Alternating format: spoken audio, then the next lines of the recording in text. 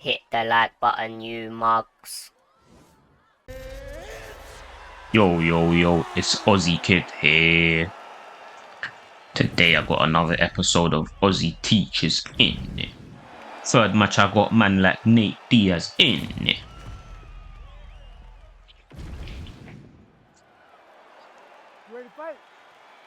Hey, what mate? If you don't use Nate Diaz, yeah, I would highly recommend it.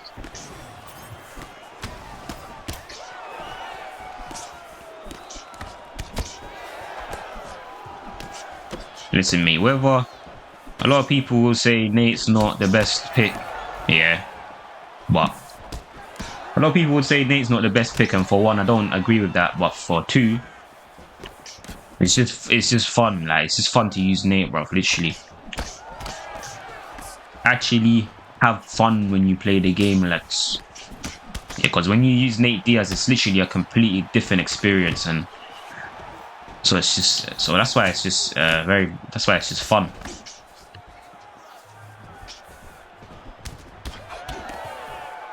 Like literally, I played Cloud yesterday, yeah, and we did a Nate Diaz mirror match, innit? We did a Nate Diaz mirror match, and then obviously when he mirrored my Nate, I was thinking, this guy's trying to take the title for best Nate Diaz, yeah, whatever. But I still did the match regardless, and then I won the first match. And then Cloud won the second match. He beat my Nate Diaz with Nate Diaz, but at the end of the day, like Cloud was saying when I was fighting Cloud was like, oh my god, he has such a sick straight. I need to use him more often, and basically Cloud was like came to the realization about how fun it is to use him.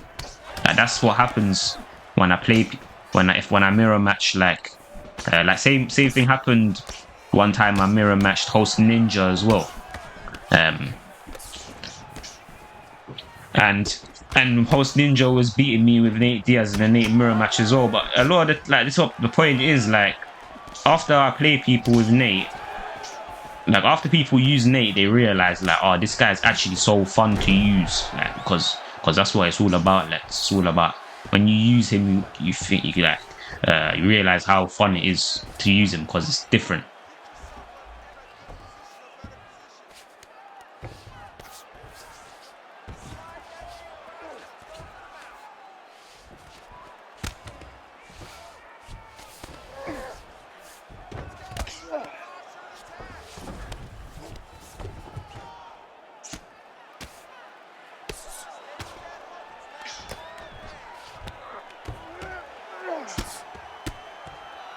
It literally reminds me of what Ed Parker did in UFC 3, even though it's not really the same, but like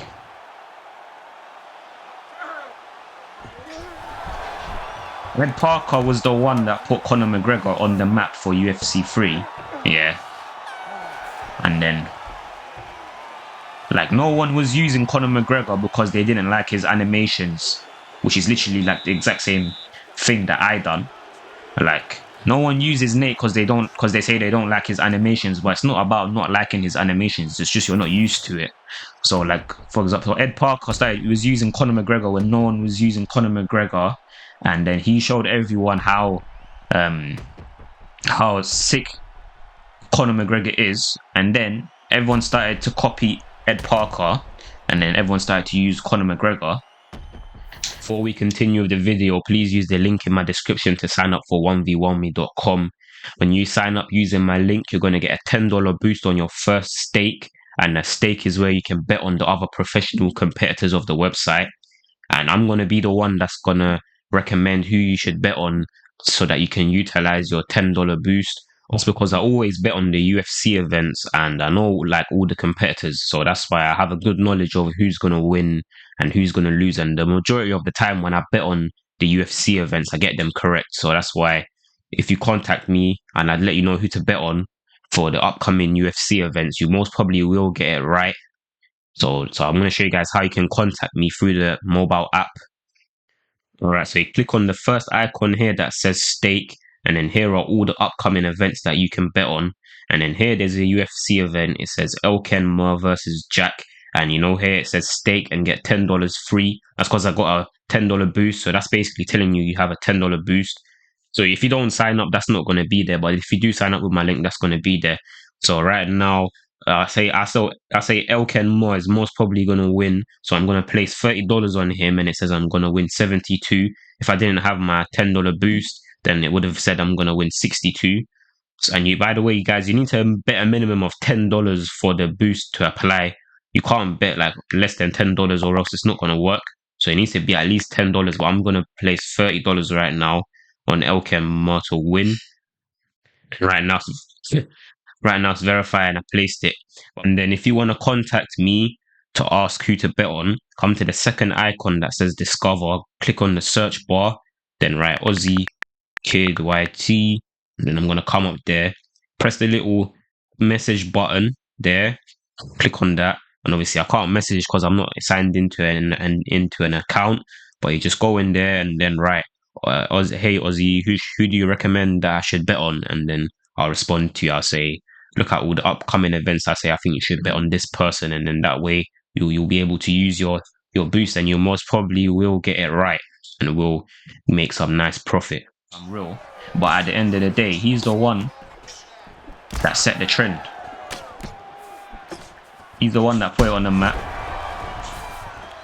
and he influenced everybody else. So at the end of the day, he's the originator, you know, like that. He's the originator, and you have to literally just like, and he changed the game for everyone else. Like he literally made such a big impact. Now everyone uses Connor, every single person, bruv. Naz, like every guy uses Connor, and that's all because of Ed Parker, because Ed Parker originated it. And it's the same thing with Nate. Like now, I think it might happen. I might do that right now. Like people are gonna start. People are mirror matching my Nate, and they're starting to realize like, oh my god, he's actually so fun to use, and they're gonna start using him. But at the end of the day, I'm the one that originated it.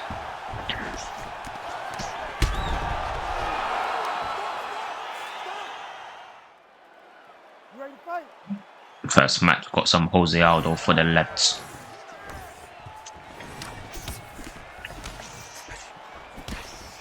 God ate my pig. Now why? This guy's probably like number 5 ranked in the world right now, and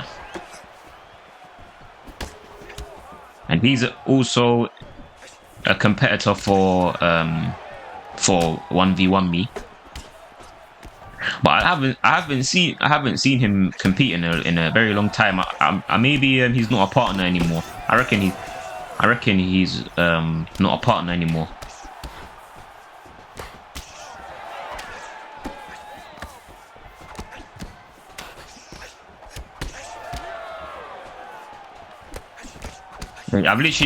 I can't lie,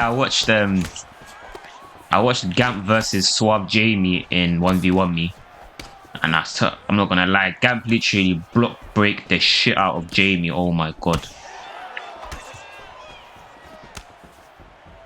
Like, obviously Gamp is my guy. I've had conversations with this guy. He's a cool guy, but what that was pathetic. What he did to Jamie was actually pathetic. I'm not gonna lie. The guy literally just jabbed in his block the whole fight, and Jamie couldn't get away from it.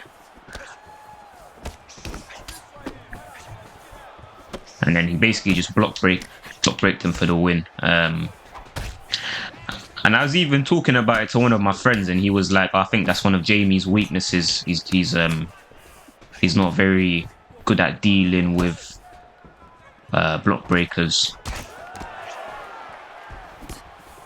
But as of right now, Gamp is playing clean. He's not block breaking. So it's a good fight so far.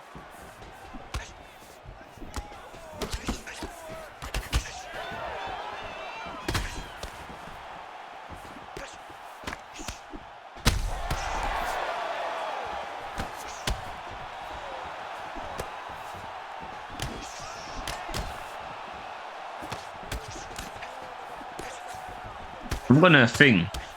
After this round, I'm gonna try to check Gamp's profile and see if he's still a partner. If I can do it fast enough. I reckon he must have got kicked out because like he hasn't competed in way too long. But that was a nice counter that he did there. He ducked my hook and threw a hook. That was nice.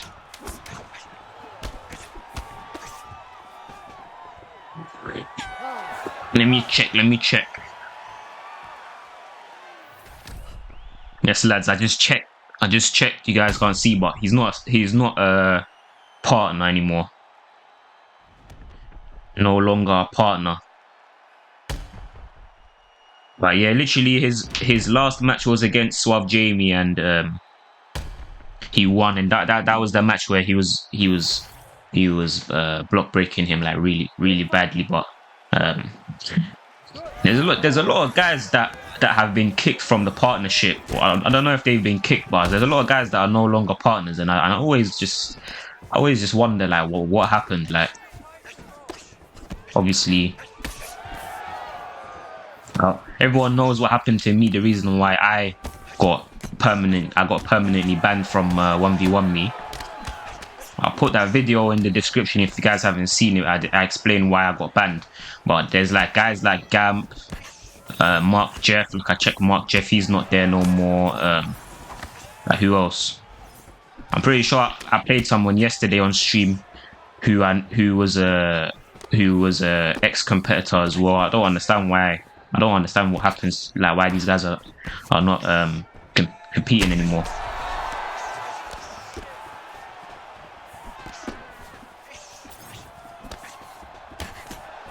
Maybe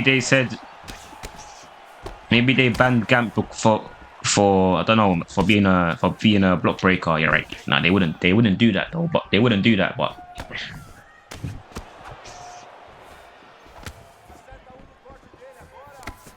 I find it very interesting, mate.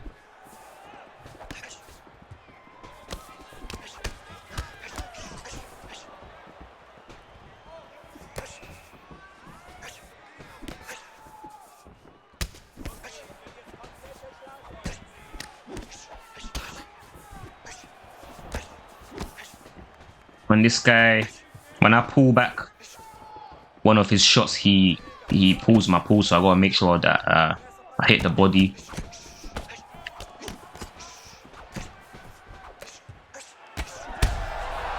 And you go rock him.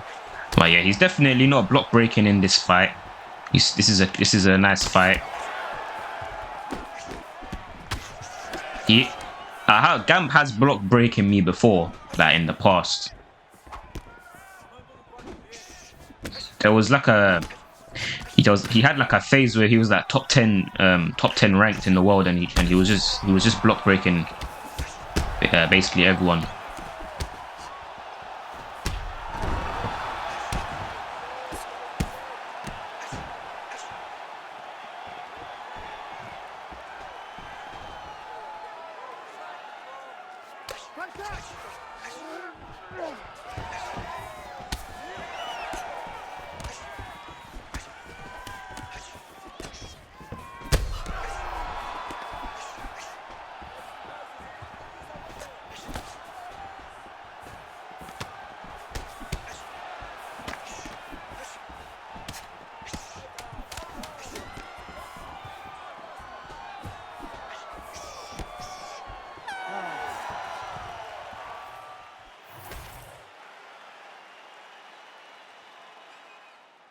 What a bad cut in.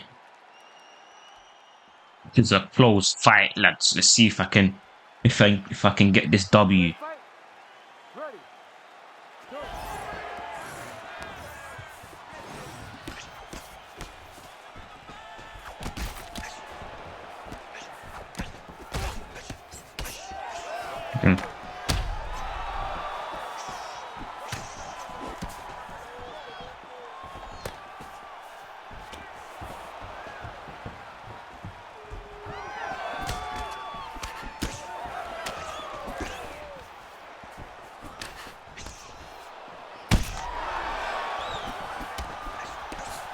Ooh.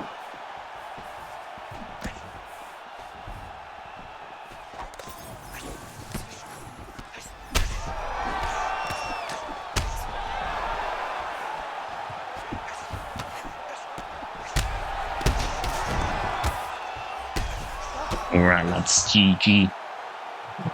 I wouldn't even say that last sequence was I wouldn't even say that last sequence was block breaking. I wouldn't say that. Like I think that was fair. That was a good fight in.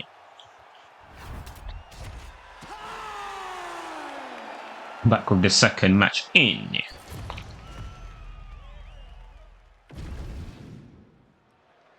Bit of Max Holloway for the lads.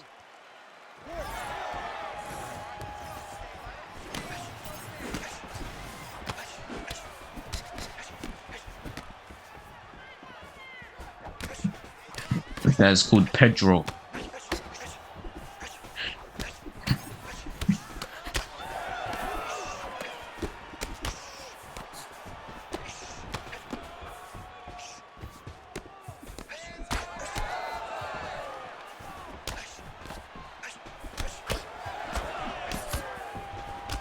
Look at that nasty jab.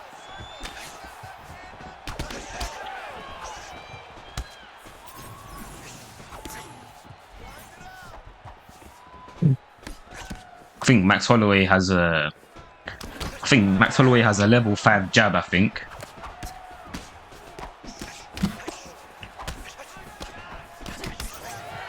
So you know when you do those jabs where you slide out of range and then you hit them with the jab. Now it keeps slipping to the side.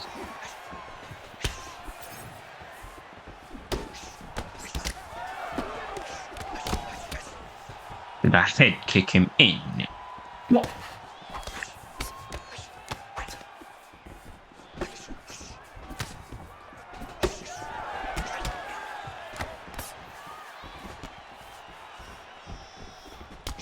Just bang, bang, bang, bang. Imagine if all 4 landed. That would have been mad. That was a big risk that I took there, throwing 4 body shots, but sometimes you just gotta take the risk. You gotta risk it for the biscuit.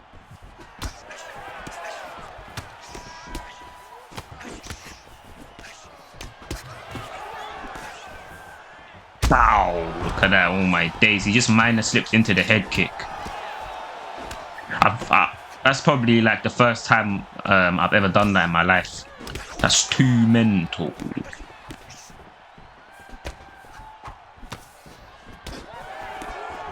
I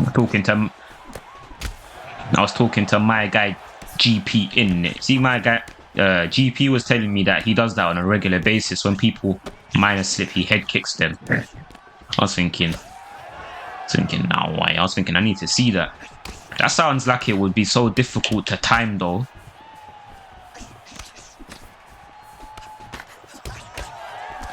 It must be so hard to time a head kick when they minor slip, because you have like literally only a split second to land your strike, and then they can block again. So the timing is gonna have to be on point to do that.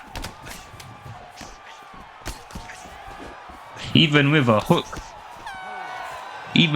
it's difficult to tie. It's even difficult to time a hook when someone minor slips. But when I think about it, you know what though? You see, if you fight on the back foot, yeah, and then someone minor slip hooks, because you can throw the hook stationary, it's a lot easier to catch them. You get what I'm trying to say? Because the hook is quicker because you've planted your feet. But if someone like me, for example, that's always moving forward, when I throw the hook, I have to throw it like moving forward. So that's why it's harder for me to time it.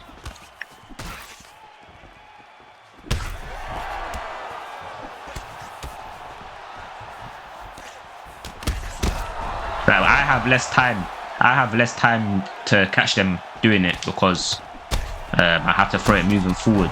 But if you're on the back foot and someone does a minor slip, I noticed when I watch like other players, when they're on the back foot and then someone minor slips, you can easily catch them with a stationary hook. It's actually very easy like that.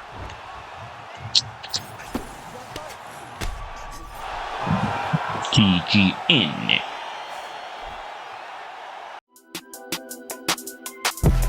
On my level, never stop, I don't forget you.